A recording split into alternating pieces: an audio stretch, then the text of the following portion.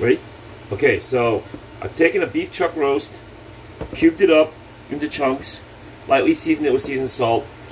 Now heat the pan, put enough oil in there to cover the bottom of the stick, get it nice and hot, and then you brown the beef first. After you brown the beef, you add the chopped onions into it.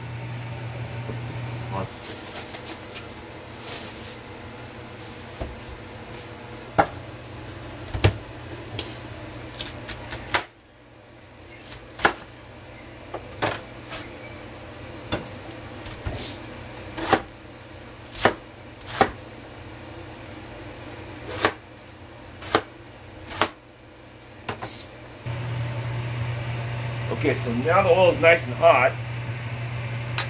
You put the beef inside.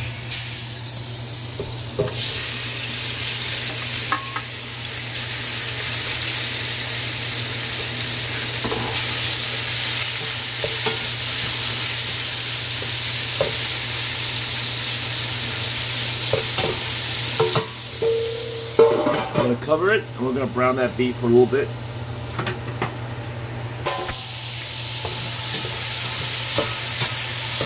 You want to brown it so you have a nice char on the look. You can see it's all charred on one side. You don't want to char the whole thing around, so it has a nice brown cooked look. So that's what it should look like on one side, nice and charred. We'll continue to brown it. Okay, so we have about 1.5 pounds to 2 pounds of potatoes, 2 small yellow onions chopped up, 1 head of cabbage, maybe about 1.5 pounds, 1 pound of baby carrots. You need Worcestershire sauce. You need some cream sherry. You need some Montreal steak seasoning, and you need chicken broth.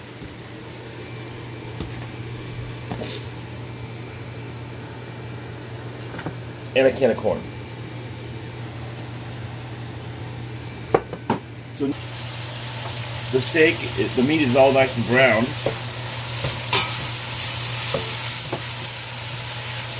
As you can see, it's all brown. I'm going to add about a cup of cream sherry.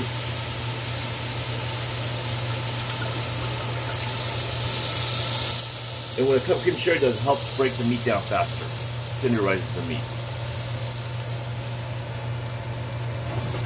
So at this point, I will add the can of corn. Open the can. Broth, you smell. Minus the lid. And that gives you sweetness to your.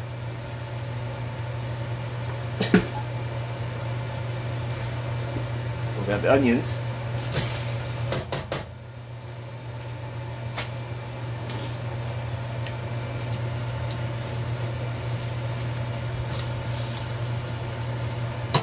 And we'll cover it and bring it up to a boil for about 15 minutes. What's the heat? Medium high or high? High? Yeah. So it's been about 15 minutes. We're going to open it up, and you can see that the water level hasn't really gone down. But what it is that high temperature cooking makes the meat tender. Now we're going to add the carrots and the potatoes. They take a little bit longer to cook.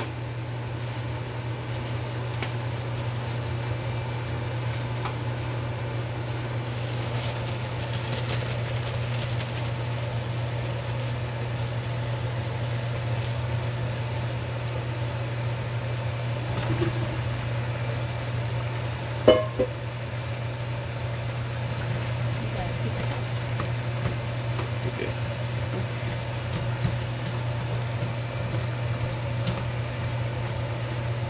So at this point, you want to add your chicken broth enough to cover the potatoes and the carrots.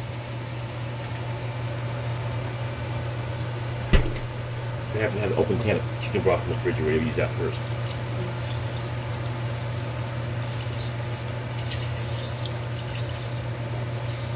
How much are you putting in them? About enough, just enough to cover everything. You'll have to like completely submerge it, but when it starts boiling, it'll cover everything. Like maybe cut in half, 2 cups. Maybe 24 ounces. 2/3 of a 32-ounce bottle of chicken broth. It all depends on the meat that how much meat you have and how big of a pot you want to make. In this case, it's enough to cover potatoes and carrots. Bring it to a boil for about another 10 to 15 minutes. Add your cabbage and finish seasoning, and you're done. Okay, it's been about 10 minutes, about 8 minutes since I put the potatoes in. As you can see, it heats up and it kind of covers everything. As you can see, the potatoes turn different colors. Now, when the skin starts to split, that means you know that it's ready to go. But we don't want to wait to that point because or else it's going to be like all falling apart. So right now, before we add the cabbage, we're going to add the most important secret recipe, the Worcestershire sauce. Roughly about a tablespoon. Since I'm not going to measure it out, I'm just going to sit there and sprinkle it in. Okay, that's more than a tablespoon. No, it's about a tablespoon. Trust me. I've done this enough. Don't argue with me. Okay. Now we're going to put in some Montreal steak seasoning.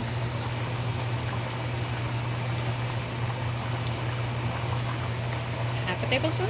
No, that's like a tablespoon and a half. Oh, okay.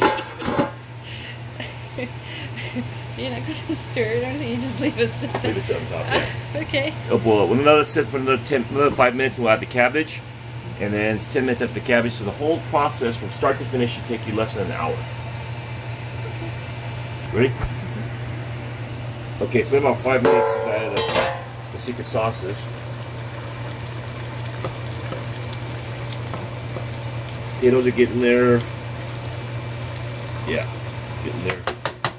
Everything's kind of getting there, so now we're going to add the cabbage. It needs to sit for about 10 to 15 minutes with the cabbage in there. You can throw in big cloves, or you can break it apart and put it in. It's up to you, depending on how lazy you want to get. You're going to stir it real good anyways before you serve it. So the cabbage is going to basically wilt inside there by itself. Probably better if we break it apart a little bit. Especially the thicker pieces.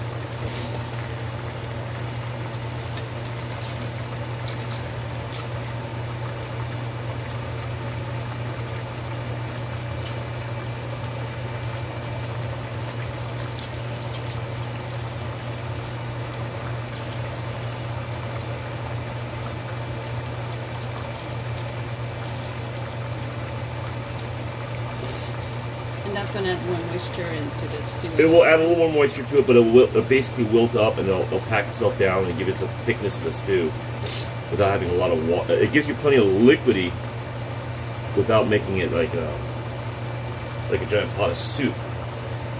If you want it thicker, you can add a bechamel or a thickening agent. I don't usually like to add the thickening agent. I just like to have it a little bit more watery, but not as much broth. A lot more substance to my stews. So it looks pretty tight right now. But once you cook it for about 15 minutes, 10 to 15 minutes, this thing will pack down really nice.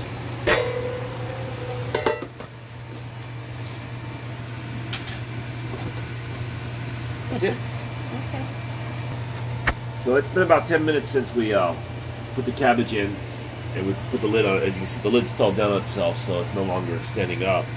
So that makes the cabbage just compact itself. So the cabbage has wilted pretty good. And you kind of flip it around, you can see that it's all smashed up. All that's left is just the broth underneath. So at this point, we're going to stir it up a little bit, turn the heat down a little bit, and stir it up.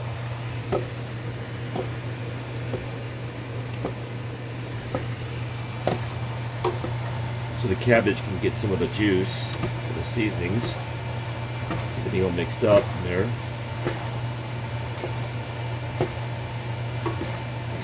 Only reason I turn it down is I don't want to burn my hands.